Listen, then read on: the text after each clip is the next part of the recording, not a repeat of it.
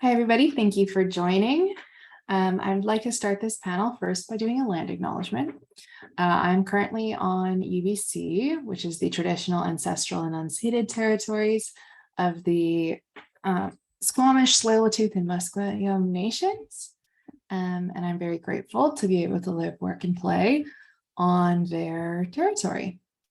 Today, we have a group of students that are helping to fight the opioid crisis as part of the UBC branch of the FentaNIL Project. The FentaNIL Project is a student-led organization that works to reduce the stigma around opioid use and increase education about safe use and harm reduction. So I'm super excited to introduce Emily and Alandra, and I'll let them take over. Hi, thanks so much, Morgan. So welcome to our workshop. My name is Alandra, and I'll be introducing you a bit to our organization before we get started with the presentation and activity today. So the FentaNIL Project is a student group founded at the University of Alberta in 2018, which has since expanded to 5 universities across Western Canada. Today, our presenters are myself, Alandra, and Emily from the UBC branch. Our goal as an organization is to mitigate the impact of the opioid crisis in Canada using harm reduction strategies, and we regularly run naloxone training sessions and distribute naloxone kits on our campuses in the surrounding communities and in rural areas. We also run educational events and social media campaigns to educate members of our campus and surrounding communities.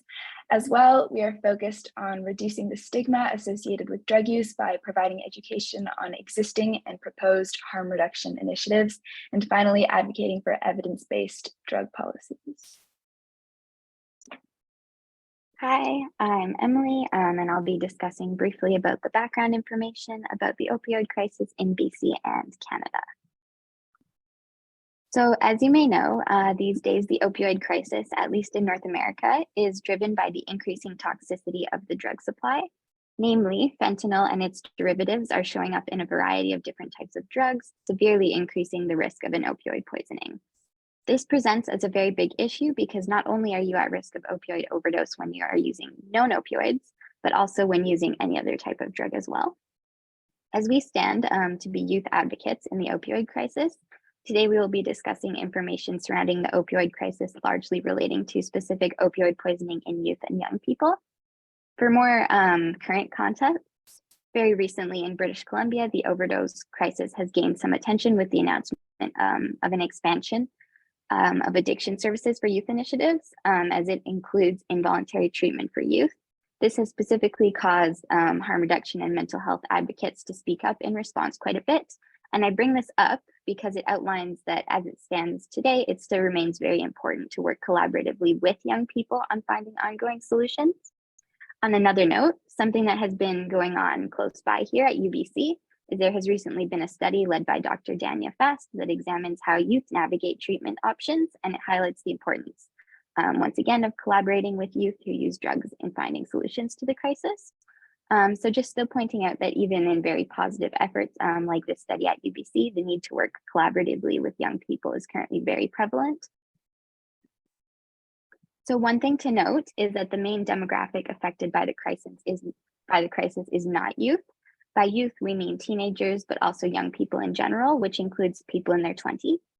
In BC, 70% of illicit drug toxicity deaths were individuals between the age of 30 and 59, and 79% of deaths were males. This chart here on the slide breaks down illicit drug toxicity deaths by age group, with people under the age of 19 and between 19 and 29 represented in the lower 2 columns. In BC, people under the age of 30 make up only 16% of illicit drug toxicity deaths, and people under 19 only 1%. You'll also notice that the proportion of deaths from these 2 age groups are generally on the decline. So this is similar when looking at national statistics. Youth make up a relatively small portion of overdose deaths, especially youth under the age of 19. With that being said, youth make up such a small portion, but because they make up a portion of these statistics at all, it's important for us to focus on the crisis with directed focus on youth. It's also beneficial to intervene at an earlier age rather than later in life. And while services for adults are abundant and the main focus of much of the overdose crisis response has been on adults, young people continue to face many barriers that prevent them from getting help.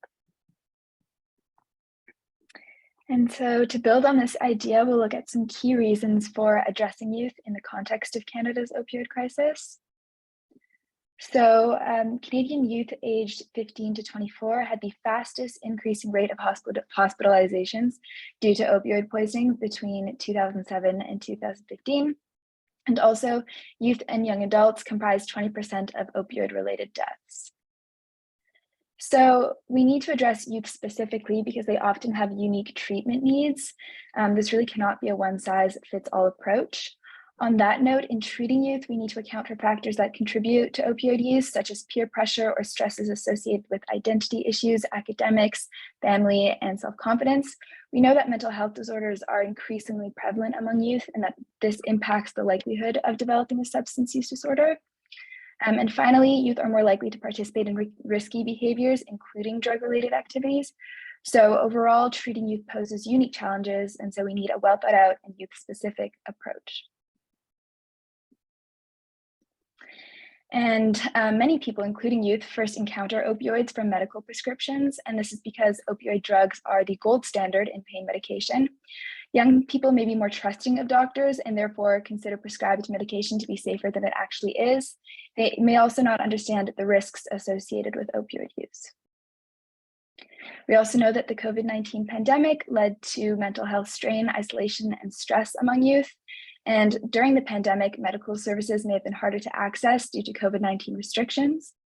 Finally, young people were also more vulnerable due to family stress and domestic violence, which may lead youth to turn to substance use to cope.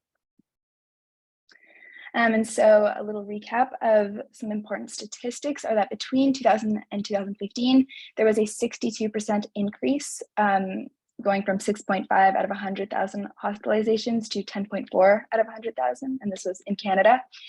And accidental opioid poisonings make up the highest proportion of these hospitalizations.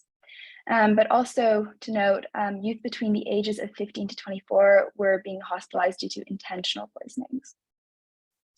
And so the government has a key role in addressing youth. Specifically, this could take the form of investments in healthcare services that directly target the young adult demographic, as this is somewhat lacking today. So now I'm going to be discussing some of the unique challenges that are faced when it comes to addressing youth overdoses. But before diving into the challenges on addressing youth in the opioid crisis, we should review some reasons why youth may be using drugs in the first place. And we can go to the next slide, please, where we'll show on the screen sort of 4 reasons why. So the Canadian Mental Health Association breaks it down into 4 categories. The first being to feel good, providing self-confidence, relaxation, and satisfaction. The second, to feel better, reducing anxiety or stress, often connected to trauma or depression. Third, to do better or performance enhancing. Fourth, out of curiosity. And something that's very important to consider is that given the immense diversity in youth upbringing, their environments, etc., youth who use drugs often have very unique combinations of these 4 factors. So now I'll talk about sort of 3 main challenges. And I do want to make clear from the start that these are generalizations and highly dependent on the individual and their circumstances. So the first challenge is with neurodevelopment. As you may know, the brain is still developing throughout adolescence through molding and maturation. Adolescence extends from around 12 years of age to early 20s, and during this time, youth are especially susceptible to risk-related injuries, including those involving substance use. During this time of critical brain development, 2 things are generally evident. 1, impulse and risky decision-making, and 2, heightened emotional reactivity and sensitivity. Risky decision-making contributes to addiction by increasing the likelihood that youth use drugs for the first time, and ties in with the curiosity reason from the slide before. Meanwhile, emotional reactivity ties in with the to feel good and to feel better reasons, as young people may feel more inclined to pursue positive emotions as well as escape negative ones. As I have mentioned, these are generalizations and they're highly dependent on the individual and their own circumstances. So we also wanted to share something that one of our team members has noticed, because we're presenting here as advocates for young people. And that is that youth insights and abilities are frequently dismissed by adults under the argument that they're just a kid. when in fact youth have been shown to be capable of analytical reasoning and risk assessment comparable to that of adults. So when I say that youth tend to make riskier decisions and react more emotionally, I mean that these are contributing factors that may be present in youth to a higher degree than in adults. Adolescence is a pretty unique time in the course of an individual's life. During this time, youth acquire skills for independent living and begin taking greater risks. This is not necessarily a bad thing, and risk-taking can promote personal growth, and from an evolutionary perspective may even be necessary. So this brings me to discuss some challenges with environments that youth find themselves in during adolescence. During this time, peers overtake family as the most important part of an adolescent's network. This means that peer pressure can easily take hold and cause youth to use drugs for the first time. This move away from a young person's parents is also in many cases due to a drive for independence, which could also be a factor in causing substance use.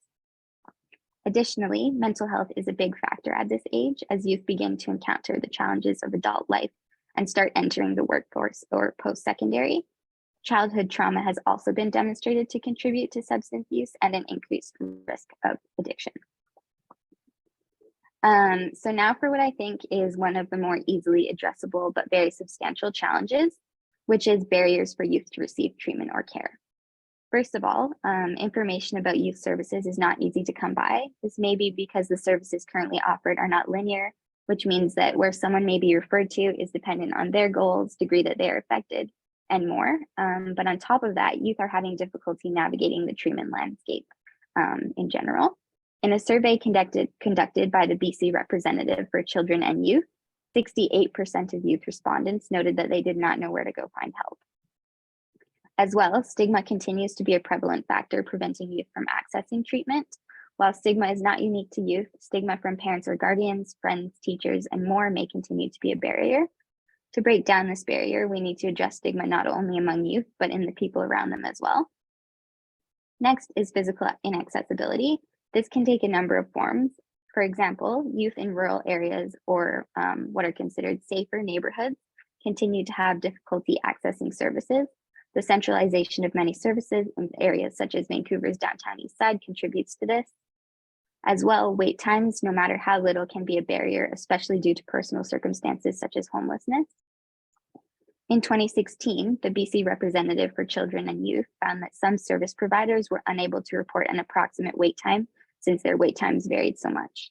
And wait times at providers across the province ranged from no wait time at all to 3 months long. Finally, many providers are not tailored to the unique needs of some youth. This includes youth with concurrent disorders, pregnant or parenting teens, LGBTQ+ youth, and First Nations youth. These groups are often not provided with sufficient supports and even continue to face discrimination, which dissuades many from seeking treatment as a result. The main takeaway here is that there are many challenges that youth face that contribute to opioid poisoning, and that to effectively address the overdose crisis in youth, we must start with these challenges. Addressing some of the challenges here not only involves addressing youth, but also the people around them, parents, service providers, and more. I'll pass it back to Alondra. So next we'll look at some current and proposed strategies to address how youth are impacted by the overdose crisis. So one strategy is to develop evidence-based educational programs specifically oriented towards youth. So they would need to address the environmental and social factors that Emily mentioned, and also include resources for building healthy coping mechanisms in response to stressors or other life circumstances. It's extremely important that youth don't feel that substance use is the only way to cope with negative feelings. And so these programs could, for example, focus on building up self-esteem and other positive attributes. Additionally, existing programs usually have different goals when targeting different age groups.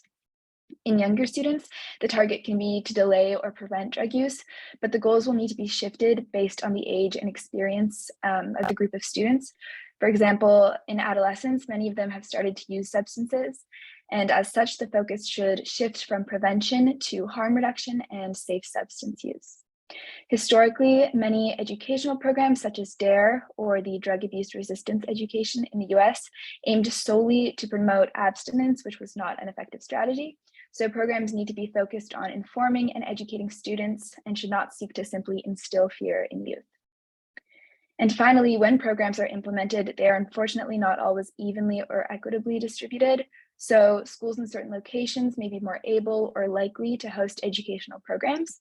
For example, access to educational programs differ based on the rural versus urban location of schools or public versus private schools. And so for equitable access, there would need to be increased emphasis on reaching rural communities, people who are homeschooled, and so on.